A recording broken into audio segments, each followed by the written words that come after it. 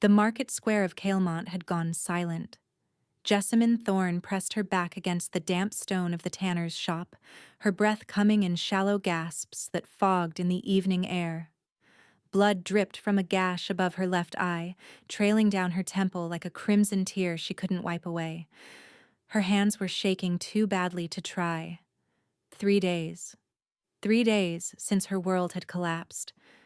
3 days of running through forests and fields, sleeping in ditches, drinking from streams. Her gown, once pale blue silk embroidered with silver thread, hung from her frame in muddy tatters. Her slippers had disintegrated somewhere in the marshlands east of the city. Now she stood barefoot on cobblestones slick with rain, hunted like an animal through the capital of an empire that had once been her home.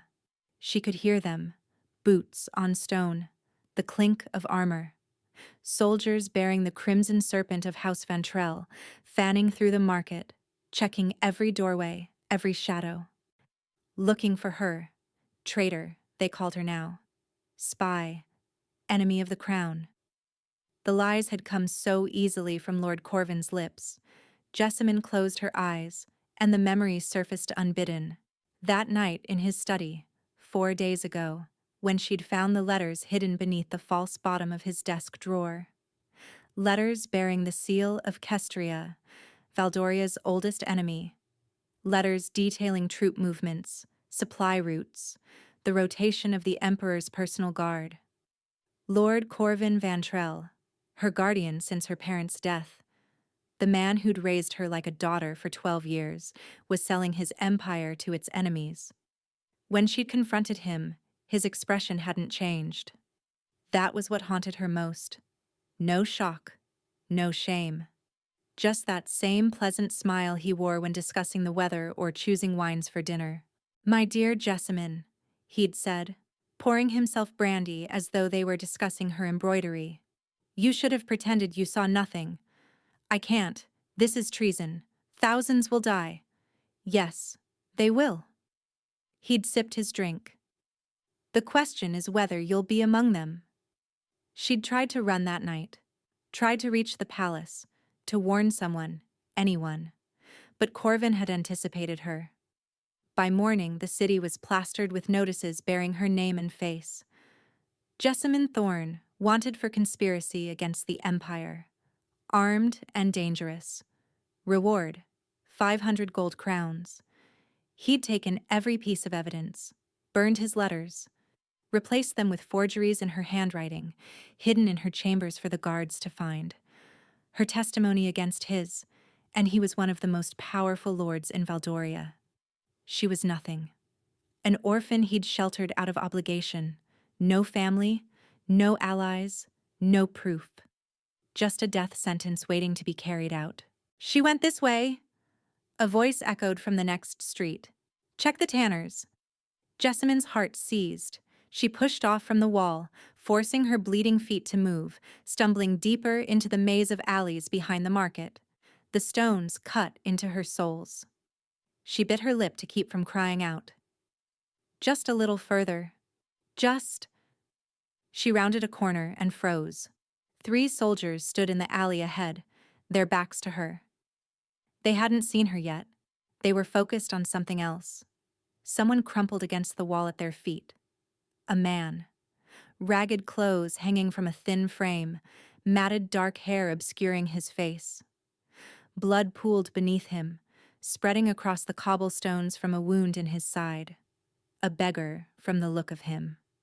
One of the countless unfortunates who haunted Calemont's back alleys, invisible to anyone who mattered. "Just finish it," one soldier said, drawing his sword. "Captain wants the streets clear before the Emperor's procession tomorrow. No vagrants, no beggars, no problems. Please." The beggar's voice was rough, weak. "I've done nothing. You exist. That's enough." The soldier raised his blade. Jessamine should have stayed hidden. She should have let them finish their cruel work and slipped away while they were distracted. Self-preservation demanded it. Logic demanded it. But something in the beggar's voice, the quiet dignity beneath the desperation, stopped her. She thought of Corvin, of how easily powerful men discarded the powerless, of how no one had stood for her when the accusations came. The sword began its descent. Jessamine stepped into the alley. "Stop!" The soldiers spun, 3 pairs of eyes fixed on her. The torn dress, the blood on her face, the desperate wildness in her expression. She looked at the beggar. He looked at her. And in that single moment, before she even understood why, Jessamine made a choice that would change everything. "That man," she heard herself say, her voice steady despite the terror clawing at her chest, "is my husband." The silence that followed was absolute. The lead soldier, a thick-necked man with a scar running from his ear to his jaw, lowered his sword slowly. His eyes moved from Jessamine to the bleeding man on the ground, then back again. "Your husband," he repeated flatly. "Yes." Jessamine forced herself to walk forward, each step an act of will. Her legs felt like water. Her heart hammered so loudly she was certain they could hear it. "We were separated in the crowd. I've been searching for him for hours." She knelt beside the beggar, taking his hand in hers. His fingers were ice cold, slick with blood. But when she looked into his face, truly looked, something caught in her chest. His eyes. They were gray. Not the dull gray of stone or ash, but the luminous gray of storm clouds lit from within. And despite the blood, despite the pain etched across his features, those eyes were sharp, calculating, aware. These were not the eyes of a broken man. "Darling," she said softly, willing him to play along. "I've found you." For a heartbeat, he simply stared at her. Then slowly, understanding flickered across his face. "My love." His voice was stronger than it had been moments before. "I knew you'd come." The scarred soldier snorted. "You expect us to believe this filth is married to—" He paused, looking at her ruined dress. "To whatever you are? I expect nothing from men who would murder an unarmed man in an alley." Jessamine met his gaze without flinching. "But I'm telling you the truth. He's mine, and I'm taking him home. He's a vagrant. The captain's orders? We're to clear vagrants from the streets." She stood, positioning herself between the soldiers and the wounded man. "He's not a vagrant. He's my husband. He has a home. A name." "What name?" Jessamine's mind raced. She looked down at the man, at those impossible gray eyes, and said the first thing that came to her. "Theron. His name is Theron." Something shifted in the beggar's expression, something she couldn't read. "Theron what?" the soldier demanded. "Theron Ashford." She lifted her chin. "Of Thornhaven. My family's estate in the eastern provinces." The lie came easier than it should have, perhaps because she had nothing left to lose. The soldiers exchanged glances. The scarred one stepped closer, studying her face with uncomfortable intensity. "You look familiar," he said slowly. "Have we met?" Jessamine's blood turned to ice. The notices. Her face was on notices throughout the city. "I have one of those faces." She kept her voice light, dismissive. "Now, if you'll excuse me, my husband needs a physician." She bent to help Theron rise, wrapping his arm around her shoulders, bearing his weight as best she could. He was heavier than he looked, solid muscle beneath the ragged clothes, and she staggered slightly before finding her balance. "Please," she said over her shoulder, letting vulnerability creep into her voice. "He's all I have." The scarred soldier watched them for a long moment. Then he sheathed his sword with a grunt of disgust. "Get out of here, both of you, and keep your husband off the streets, or next time I won't ask questions." Jessamine didn't wait to be told twice. She half-carried, half-dragged Theron down the alley, around the corner, through a gap in a crumbling wall, until the soldiers' voices faded behind them. Only then did she allow herself to breathe. "Thank you." His voice was low, meant only for her ears. She looked at him, this stranger she'd just claimed as her own, and felt the first stirring of unease. "Who are you?" she whispered.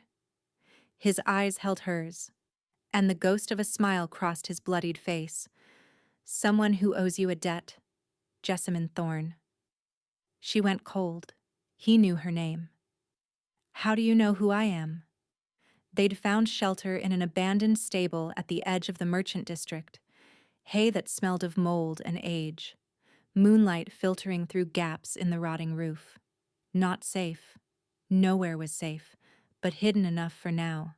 Jessamine pressed a torn strip of her underskirt against the wound in Theron's side, trying to stop the bleeding. Her hands moved mechanically, but her mind was racing. He knew her name. This beggar. This stranger. This man she'd risked everything to save. He'd spoken her name like he'd known it all along. "I asked you a question." Her voice came out harder than she intended. Theron winced as she applied pressure. In the dim light she could see the wound more clearly now. A blade had sliced deep across his ribs, but it had missed anything vital. Painful, not fatal. He'd live. Whether she would was another matter. "Your face is on notices throughout the city," he said carefully. "Jessamine Thorne, wanted for treason. 500 gold crowns. And yet you let me save you. You played along." She sat back on her heels, studying him. "Why? You could have turned me in, collected the reward.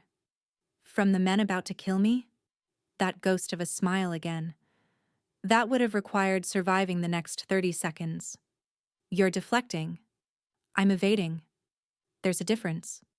Jessamine's eyes narrowed. She looked at him. Really looked. In a way she hadn't had time for in the alley. The ragged clothes were convincing, but now that she was close, she noticed details that didn't fit. His hands, though dirty, bore no calluses of labor.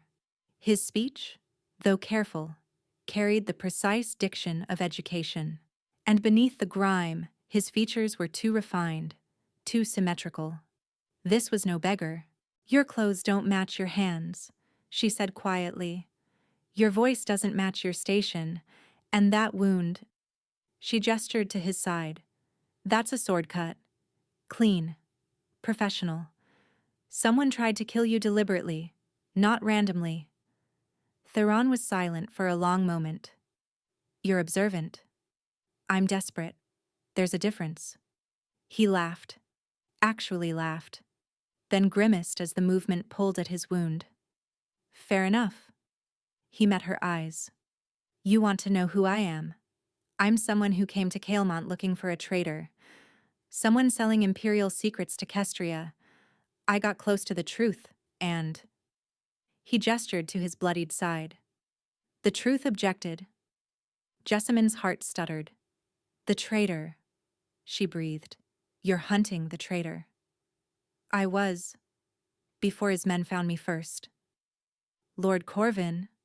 The name tasted like poison on her tongue. "Lord Corvin Vantrell. He's the one you're looking for."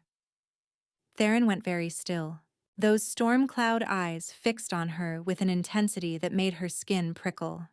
"How do you know that name?" "Because he's my guardian. Because I found his letters to Kestria. Because when I tried to expose him, he accused me instead." Her voice cracked. "Because I'm not a traitor. I'm the only one who knows the truth, and no one will ever believe me." Silence hung between them. Heavy. Electric. Then Theron reached into his ragged tunic and withdrew something small. Something that caught the moonlight and gleamed gold.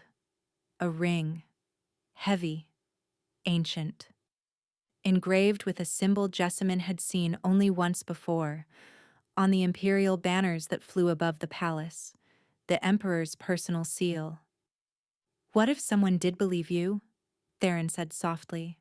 Jessamine stared at the ring, then at the man holding it, and the ground beneath her certainty began to crack. "Who are you?"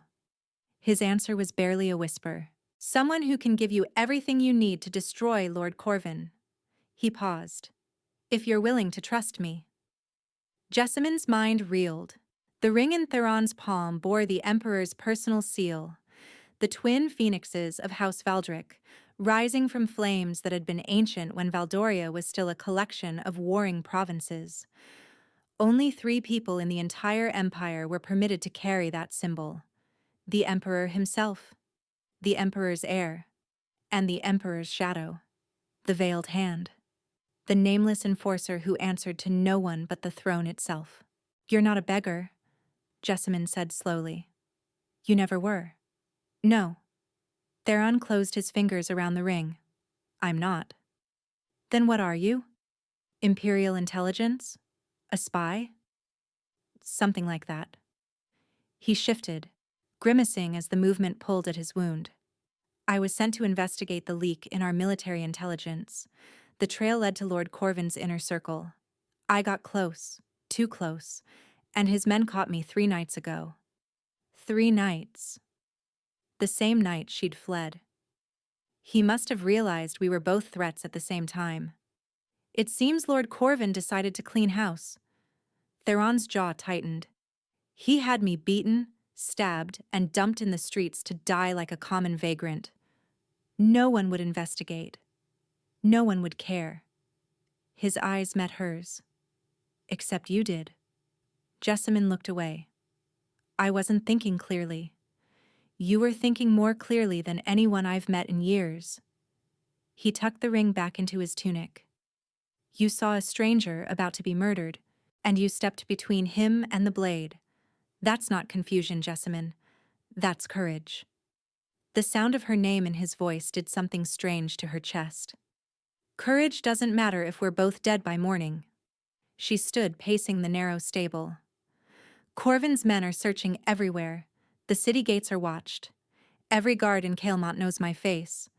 And you—" She gestured at his blood-soaked clothes. "You can barely stand. Which is why I need you." She turned. "What?" Theron pushed himself upright against the wall, his face pale but determined. "I have authority, resources, the power to clear your name and bring Corvin to justice.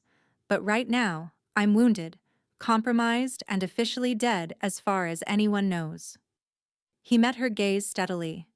"You have no power, no resources, but you have something I need desperately. Knowledge of Corvin's household, his habits, his secrets. You lived in that house for 12 years. You want me to help you destroy him. I want us to destroy him together." The word together hung in the air between them. "And in return?" Jessamine asked carefully. "In return, I give you everything. Protection. Vindication. Your name restored. The entire empire will know the truth about what Corvin did to you." He paused. "But I need you to trust me. Stay with me. Help me build an unassailable case." "Stay with you," she repeated. "As what? Your informant? Your prisoner?" "As my wife." Jessamine's breath caught. "The pretense you created in that alley," Theron continued. "It's actually perfect. A wounded man traveling with his wife attracts far less attention than 2 fugitives moving separately. We maintain the fiction until we're somewhere safe. Then we plan our attack. You're asking me to bind myself to a man I don't know, a man who won't even tell me his real position. I'm asking you to survive." His voice softened. "I know it's not fair.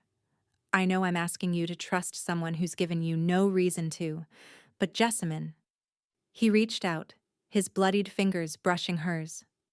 "I swear on my life, I will not betray you. Help me bring down Corvin, and I will spend every resource I have making sure you never fear again." She looked at his hand, at the blood drying on his skin, at the determination burning in those eyes the color of winter storms. He was asking her to leap into darkness with nothing but his word as a net. But the alternative was dying alone in an alley, forgotten and condemned. "If you betray me," she said quietly, "I'll find a way to destroy you, even if it takes my last breath." "I would expect nothing less," She took his hand. Then we have a deal, husband. His gaze changed. A flicker of respect, perhaps. Or something deeper she couldn't name. Then let's go, wife. He squeezed her fingers. We have an empire to save. They moved through the city like ghosts. Theron knew Caelmont's underbelly in ways that surprised her. Drainage tunnels that ran beneath the wealthy districts, abandoned passages connecting cellars of buildings long since condemned, routes that no city map had ever documented. How do you know all this? Jessamine whispered, as they climbed through a gap in a crumbling foundation wall. I've spent years learning how to disappear. His breathing was labored, each step clearly costing him. It's a useful skill in my profession. By the time the eastern sky began to lighten, they'd reached the city's outer edge, a district of warehouses and workshops, where the smells of tanning leather and smoking fish hung thick in the air. Theron stopped before an unmarked door set into a brick wall stained black with soot. Where are we? Jessamine asked. Somewhere safe. He knocked. 3 short raps, 2 long, 1 short. The door opened to reveal a woman with silver-streaked hair and eyes that assessed Jessamine with unsettling precision. You're supposed to be dead, the woman said to Theron. I'm told that often. Mira, this is Jessamine Thorne, wanted for treason, 500 crowns. Mira's gaze didn't waver. You've brought interesting company. She saved my life, and she has information we need. Mira studied Jessamine for a long moment. Then she stepped aside. Brennick won't like this. Brennick doesn't like anything. That's why we keep him. The interior of the building defied its exterior. Where Jessamine expected soot-stained walls and rotting floorboards, she found clean stone corridors lit by oil lamps, furnished rooms, and the distant murmur of voices. What is this place? She breathed. A way station. Theron leaned heavily against the wall, his reserves clearly failing. One of several throughout the city. Places where people like me can disappear when necessary. People like you.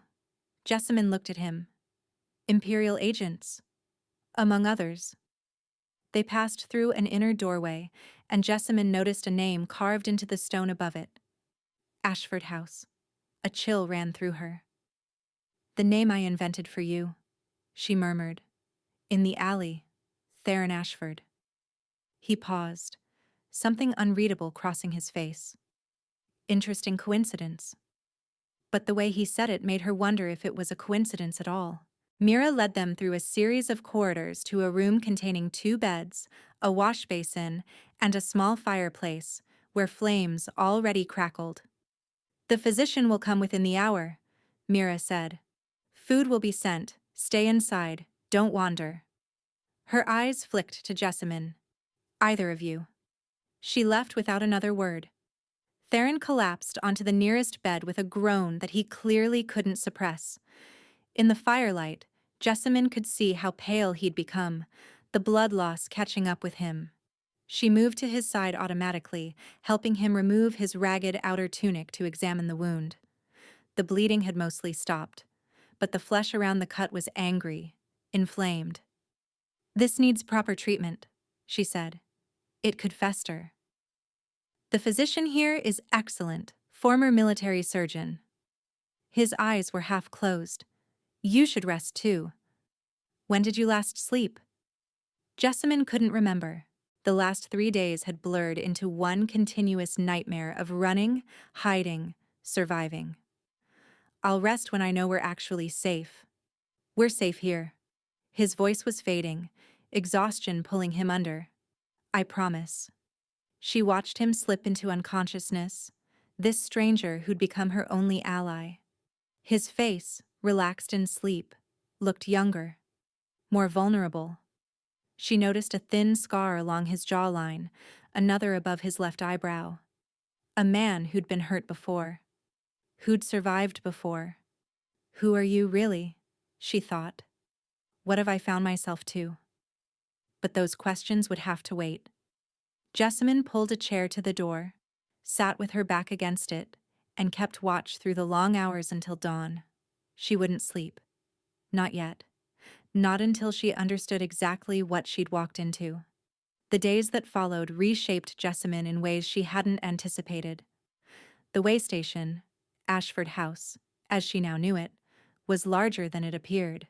Beneath the warehouse facade lay a network of rooms housing nearly 24 people, agents, informants, analysts who pored over documents and whispered conversations in corners, an entire shadow organization operating beneath the Empire's notice, and at its center, recovering slowly from his wounds, was Theron.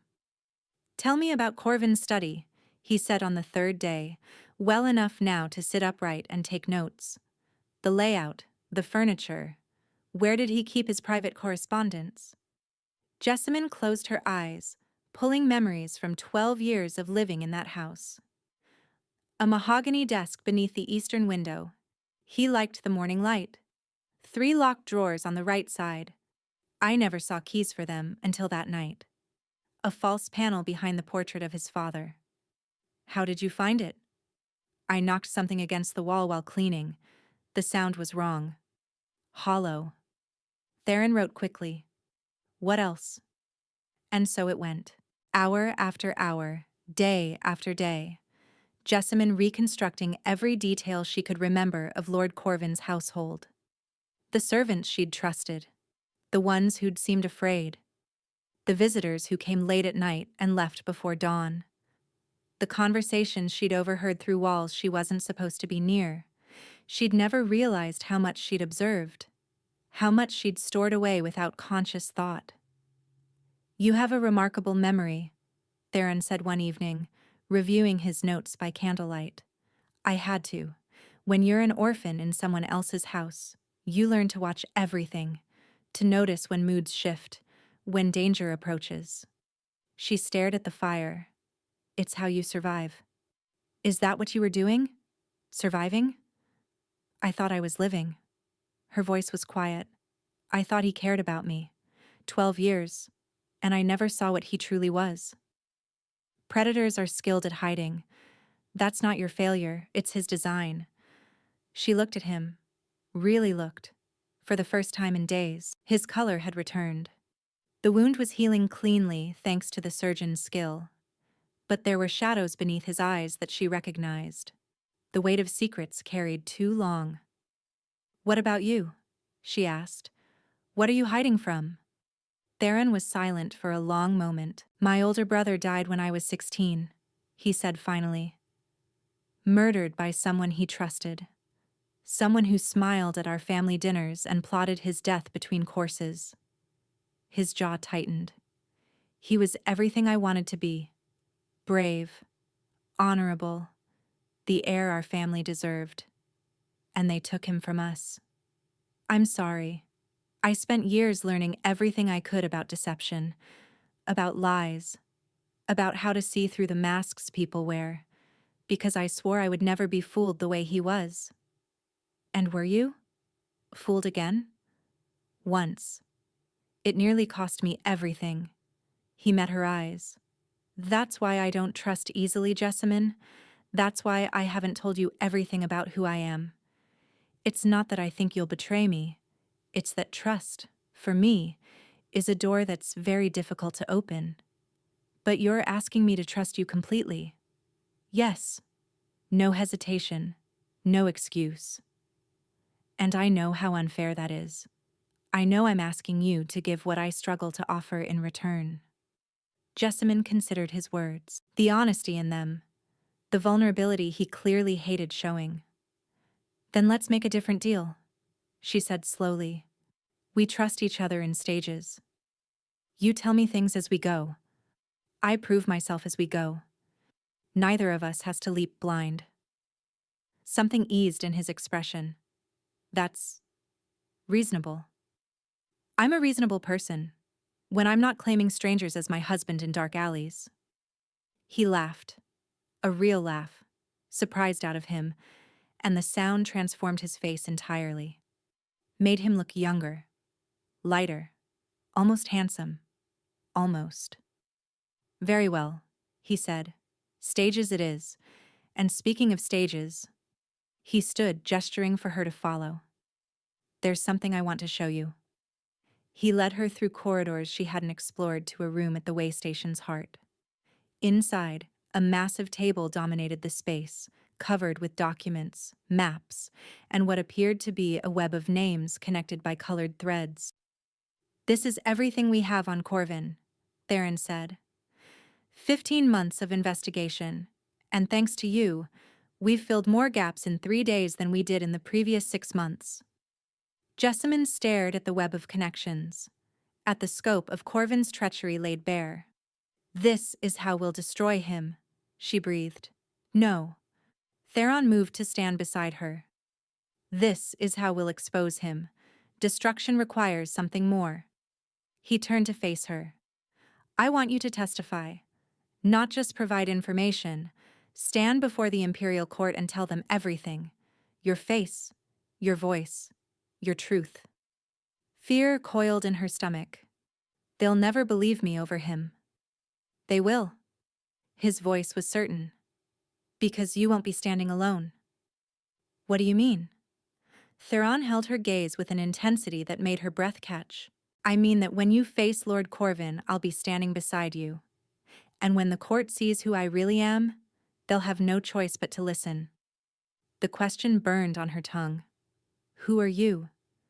But before she could ask, footsteps echoed in the corridor. Mira appeared in the doorway, her face grim. "We have a problem," she said. "Corvin knows she's alive.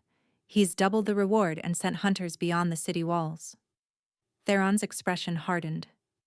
"How long do we have?" "Days. Maybe less."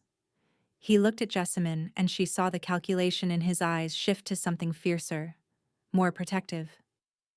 "Then we move faster," he said, "and we stop playing defense." The hunt had begun, and Jessamine realized, with a mixture of terror and exhilaration, that she was no longer the prey. She was about to become something far more dangerous. The test came sooner than expected. 2 days after Mira's warning, Theron called Jessamine to the strategy room. 3 others waited there. Agents she'd come to recognize, but not truly know. Brennick, a scarred man who never smiled. Lysara, a woman whose quiet demeanor concealed a mind like a steel trap. And Dovel, barely older than Jessamine herself, with nervous hands and brilliant eyes. "We've identified one of Corvin's informants," Theron said, gesturing to a sketch pinned to the wall. "A thin-faced man with a distinctive crooked nose. He operates out of a tavern in the Copper District, the Broken Anchor. He passes messages between Corvin and his Kestrian contacts." "You want to capture him?" Jessamine said. "We want to turn him. Capture creates noise. A turned informant gives us access to Corvin's communications without him knowing we're listening." Brennick grunted. "Problem is, he knows all our faces. We get within 10 feet, he bolts." Theron's eyes found Jessamine. "But he doesn't know yours." The room went still. "You want me to approach him?" she said slowly. "I want you to convince him you're a servant girl fleeing Corvin's household, someone with information to sell." Theron's voice was steady, but she caught something beneath it. Reluctance, perhaps. "You'd wear a disguise. We'd be close by. At the first sign of trouble, you'd intervene." Jessamine studied the sketch. The crooked nose, the thin lips. "What's his name?" "Petrick Vance. He's greedy, paranoid, and utterly without loyalty to anyone but himself. So I appeal to his greed. You appeal to his self-preservation." Lysara spoke for the first time. "Tell him Corvin's operation is compromised. Tell him you can prove it. Offer him a way out before the whole thing collapses." A nervous energy coiled in Jessamine's stomach. This was real. Not just providing information from the safety of hidden rooms, actually stepping into danger. "And if he doesn't believe me? Then you walk away," Theron said firmly. "No heroics, no risks. You're not trained for confrontation, and I won't lose you to prove a point." "I won't lose you." The words landed differently than he'd probably intended. "When?" she asked. Tonight. The broken anchor was everything Jessamine expected. Dim, smoky, filled with people who kept their eyes on their drinks and their business to themselves.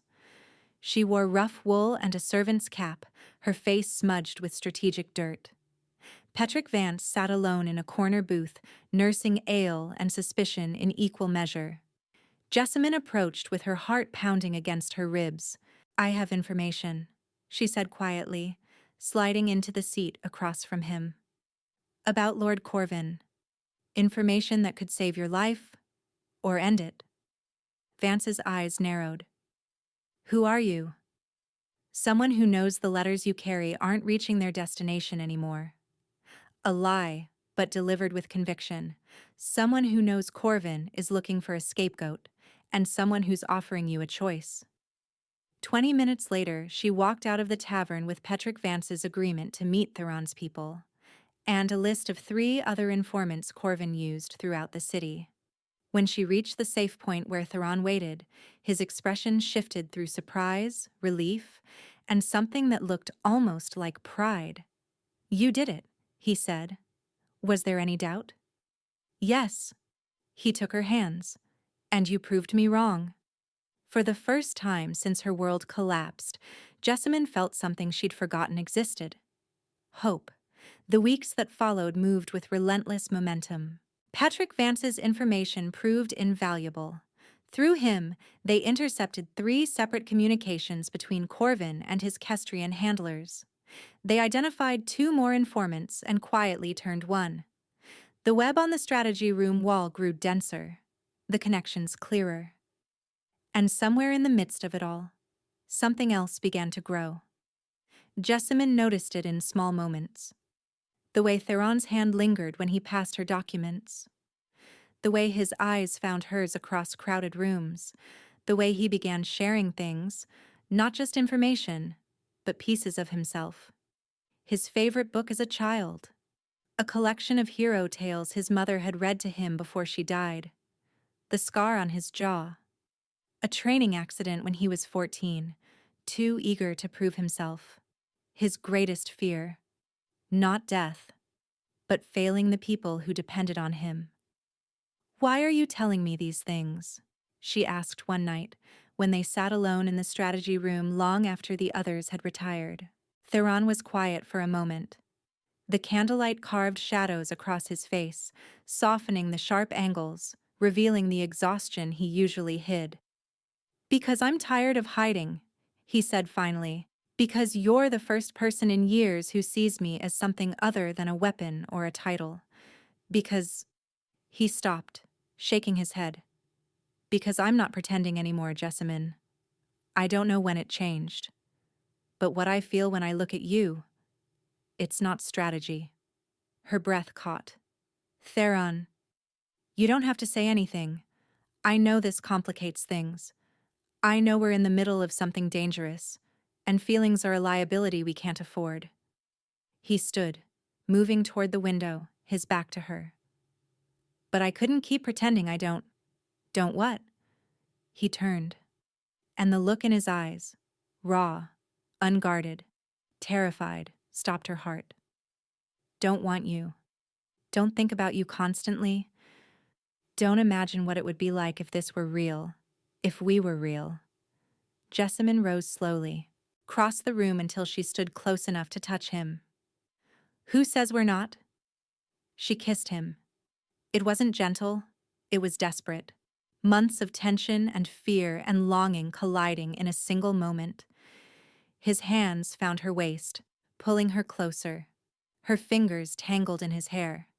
And for one perfect infinite breath, nothing existed but the 2 of them. Then the door crashed open. They sprang apart. Mira stood in the doorway, her face white. "Corvin's men," she said. "They've found the way station. They're coming. Now." The next minutes blurred into chaos. Shouted orders. Documents burning in hastily lit fires.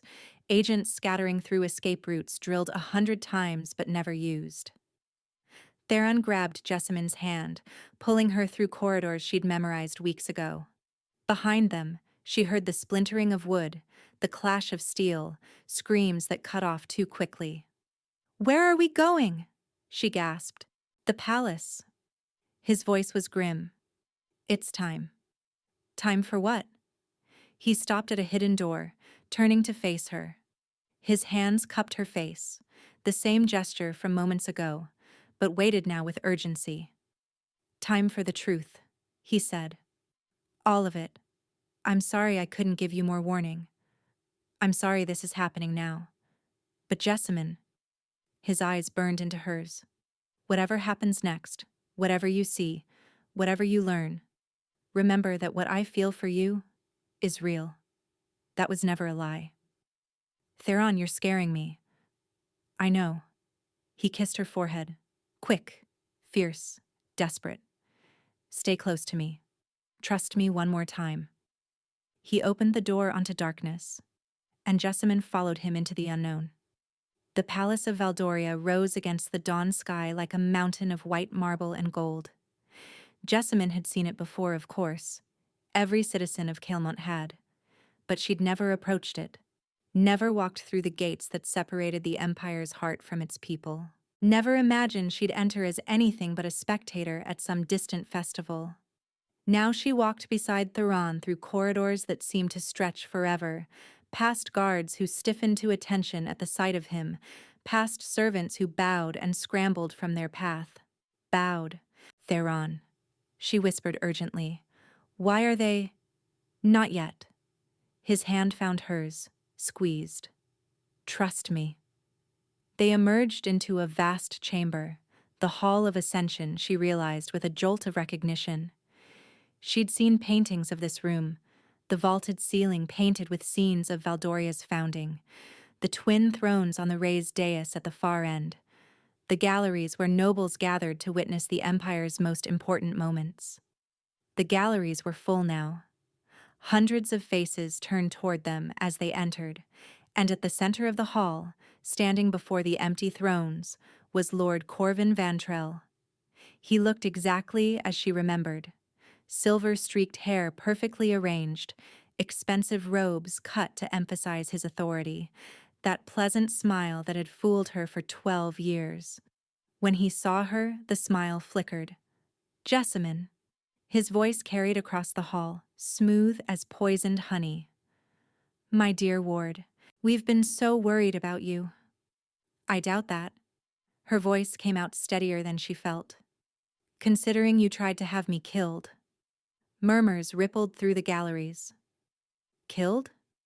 Corvin's laugh was perfectly calibrated, concerned, confused, slightly pitying.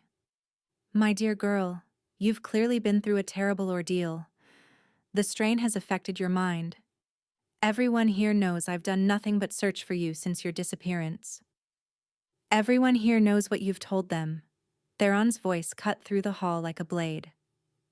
"Which is very different from the truth." Corvin's eyes moved to Theron.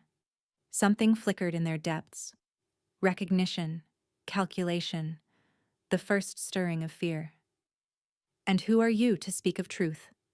Some vagabond she's attached herself to? Some opportunist hoping to profit from her delusions? I'm the one who intercepted your communications with Kestrian intelligence." Theron released Jessamine's hand and stepped forward. "I'm the one who turned 3 of your informants. I'm the one who has documented proof of every secret you've sold, every payment you've received, every Imperial soldier who died because of information you provided to our enemies." The murmurs became a roar. Nobles rose from their seats. Guards shifted uncertainly. "This is absurd." Corvin's composure cracked, just slightly. "You have no authority to make such accusations. You're nobody." "Am I?" Theron reached into his tunic and withdrew the ring, the heavy gold band bearing the twin phoenixes of House Valdric. The hall went silent. "Do you recognize this seal, Lord Corvin?" Theron's voice was ice. "You should. You've spent 15 years trying to undermine everything it represents. That's not possible." Corvin stepped back, his face draining of color. "The prince is dead. He died in the Kestrian campaign. Everyone knows what they were told." Theron's hand moved to his collar, unfastening the clasp that held his worn traveling cloak. It fell away, revealing what lay beneath, not the rough clothes of a vagabond, but a military tunic of pure white, embroidered with silver thread in patterns only the imperial family could wear. Prince Cadron Valdric died in Kestria, Theron said quietly. But I was never in Kestria. The death was a fiction, created so I could hunt traitors without interference, without warning, without mercy. He turned to face the galleries, and Jessamine saw it happen, the recognition spreading like fire through dry grass, the gasps, the hands raised to mouths, the sudden profound silence of 100 nobles realizing they stood in the presence of the Crown Prince of Valdoria. One by one they began to kneel, first the front rows, then the galleries, then the guards, the servants, everyone in the hall lowering themselves in deference to the man Jessamine had claimed as her husband in a dark alley to save his life. Everyone except Corvin. "This changes nothing," he snarled.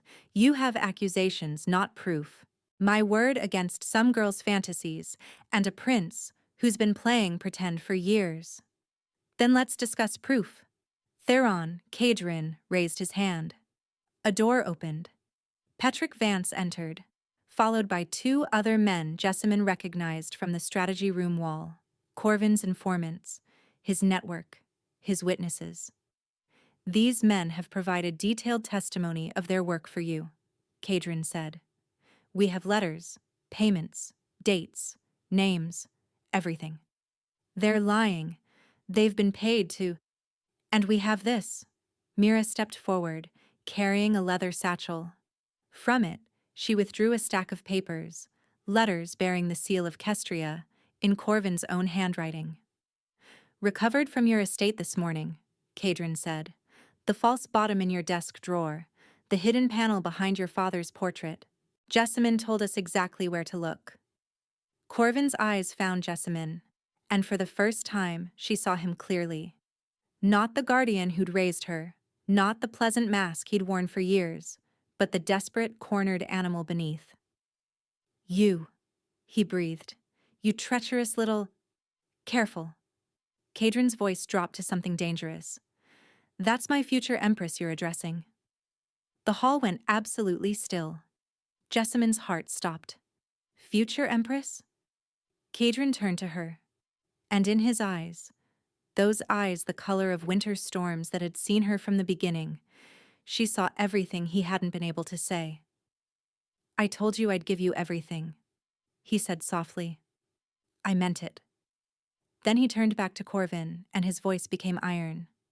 "Lord Corvin Vantrell, by the authority vested in me as Crown Prince of Valdoria, I place you under arrest for high treason against the Empire.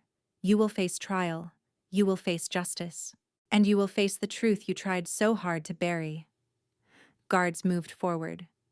Corvin struggled, shouted, threatened. But it was over. Everyone in the hall knew it. As they dragged him away, his eyes found Jessamine one last time. "You were nothing," he spat. "Nothing." Jessamine met his gaze without flinching. "I was everything," she said quietly. "You just never saw it." The trial lasted 3 days. 3 days of testimony.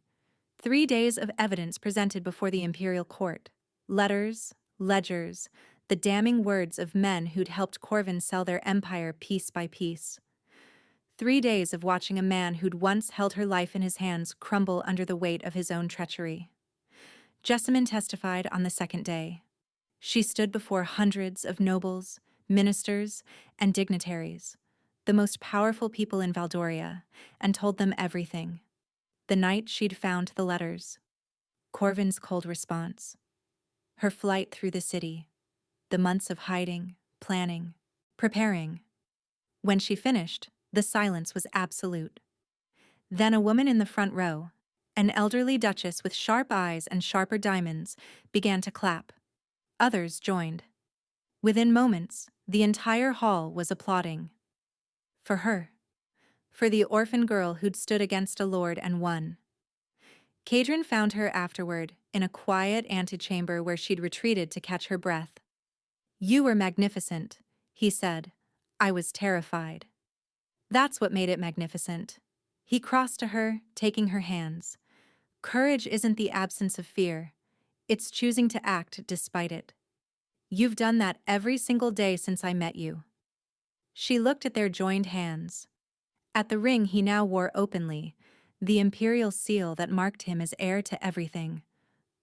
"Why didn't you tell me?" she asked quietly. "Who you really were?" "At first, because I didn't know if I could trust you. Then because I didn't want to change how you saw me. And finally," he hesitated, "because I was afraid." "Afraid of what?" "Afraid that once you knew, you'd see the crown instead of the man. That everything between us would become political calculation instead of—" He stopped, shaking his head. "Instead of what it became." "And what did it become?" His eyes met hers. Those eyes that had seen her at her lowest, her most desperate, her most vulnerable, and had never once looked away. "Everything," he said simply.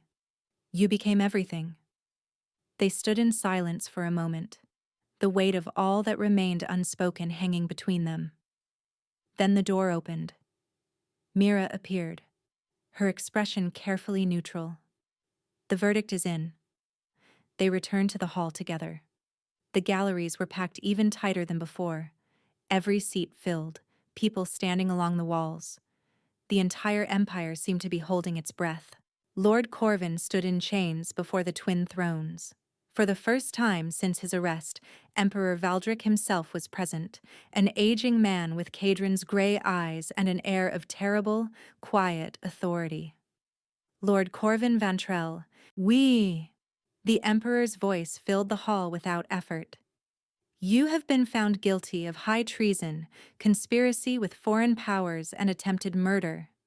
The evidence against you is overwhelming. Your own confederates have testified to your crimes. You have brought shame upon your house, your name, and the empire you swore to serve." Corvin said nothing. His face was a mask of hatred. "The penalty for treason is death.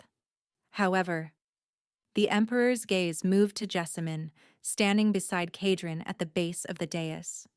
"It has been requested that mercy be considered, not for your sake, but for the sake of justice over vengeance." Jessamine felt the weight of 1,000 stares. She'd made that request. She didn't want Corvin's death. She wanted his ruin. His public, permanent, inescapable ruin. "Your sentence is commuted to life imprisonment in the Saltstone Fortress. Your titles are stripped. Your lands are forfeit. Your name will be erased from the rolls of nobility." The Emperor stood. "You will live, Lord Corvin. You will live with what you've done. And you will never, ever be forgotten. Or forgiven." Guards moved forward. As they led Corvin past Jessamine, he stopped. "You think you've won," he said softly, "but you'll never truly belong here. You'll always be the orphan girl playing dress-up. The moment they see weakness, they'll devour you." Jessamine stepped closer, close enough that only he could hear her response. "You tried to break me," she whispered. "You threw me away like garbage, and I came back as the woman who destroyed you." She smiled, a small, cold, triumphant thing. "I don't need to belong here. I just need to be standing when you fall." They dragged him away. And then, in the silence that followed, Emperor Valdric descended from his throne. He stopped before Jessamine. This man who ruled an empire. This man whose son had asked her to be his empress. "Miss Thorne," he said, and his voice carried through the hall. "My son has told me what you did.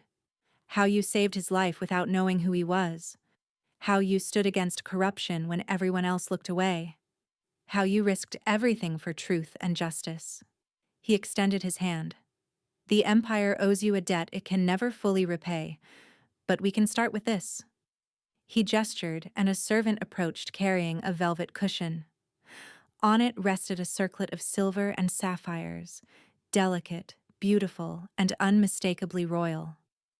The crown of the chosen, the emperor said, worn by every woman who has stood beside a prince of Valdoria, worn now by you.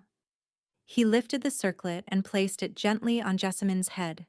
Then Emperor Valdric, ruler of the greatest empire in the known world, bowed to her. And one by one, every person in the hall followed. Lords and ladies, ministers and generals, servants and guards. They knelt before the orphan girl who'd saved a prince, exposed a traitor, and changed the course of history. Jessamyn stood in the center of it all, the weight of the crown on her brow, tears streaming down her face. She'd been left with nothing, condemned, hunted, forgotten. And now an empire bowed at her feet. That night, Kadrin found her in the palace gardens. The celebration had been overwhelming. Endless introductions, congratulations, questions she didn't know how to answer. She'd escaped as soon as protocol allowed, seeking silence among the moonlit roses and marble fountains. He approached without announcement, settling onto the bench beside her. Hiding from your new admirers?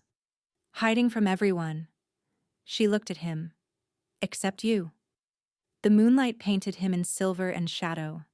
Crown Prince, future Emperor, the most powerful man in Valdoria after his father.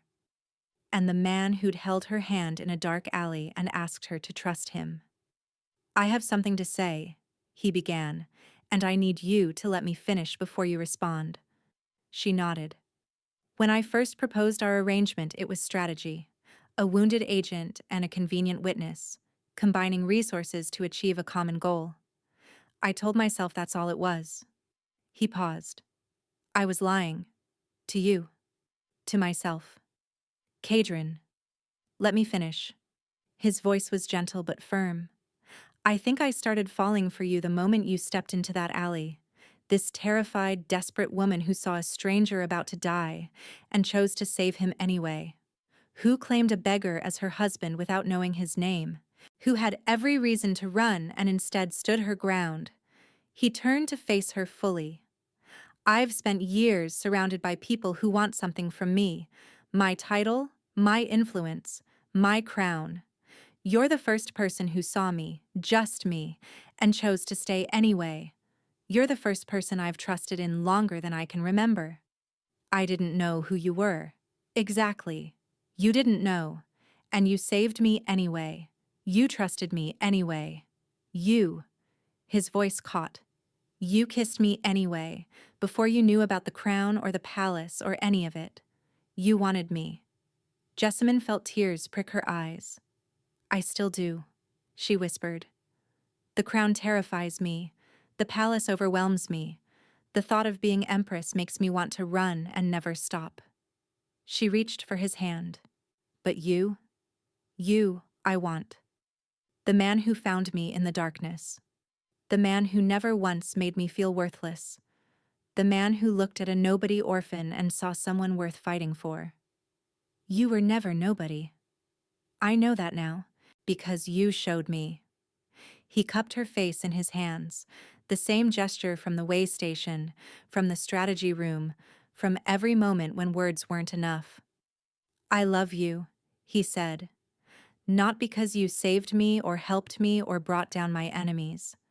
I love you because you're the most extraordinary person I've ever met, and I want to spend the rest of my life proving you deserve every good thing this world can offer. I love you too. The words came easily now, unlocked by everything they'd survived together. I didn't plan to. I didn't want to, but I do. Completely. He kissed her then, soft and slow, with all the time in the world, and Jessamyn finally understood what it meant to be chosen. Not for strategy, not for convenience, just for herself. 1 year later, Empress Jessamyn Valdric stood on the balcony of the palace, watching the sun rise over Kelmont. The city had changed since Corvin's fall. His network had been dismantled piece by piece. The families he'd betrayed had received restitution from his seized assets. The soldiers who'd died because of his treachery had been honored with monuments throughout the empire. And Jessamine herself had changed most of all. She was no longer the frightened girl who'd run through these streets with nothing but terror and determination. She was a wife, a leader, and, as of 3 months ago, a mother. Her daughter, Alara, slept peacefully in the nursery, guarded by people Jessamine trusted with her life. Footsteps behind her, familiar, beloved. "You're up early." Cadron wrapped his arms around her from behind, resting his chin on her shoulder. "Couldn't sleep. Too many thoughts." "Good thoughts or bad?" "Good ones." She leaned into his warmth. "I was thinking about that night in the alley. What would have happened if I'd stayed hidden? If I'd let them kill you? Then you'd have saved yourself, made a logical choice, and lost everything that matters." He turned her to face him.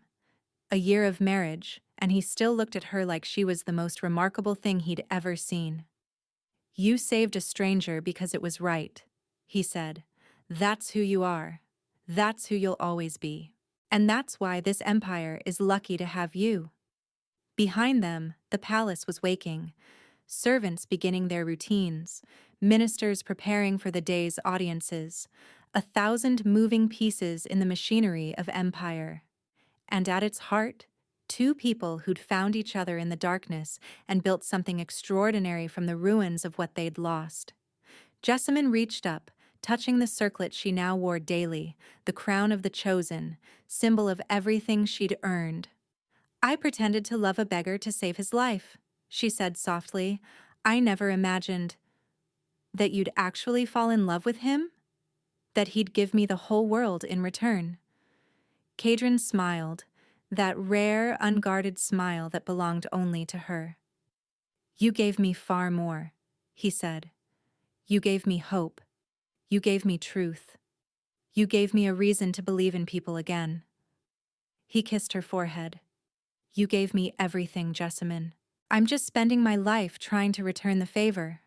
She smiled against his chest, holding him close as the sun painted the sky in gold and rose. She'd been abandoned, condemned, left with nothing. And now she had everything that mattered. Because sometimes, the choice to save a stranger becomes the choice that saves yourself. Thank you for staying with us until the very end.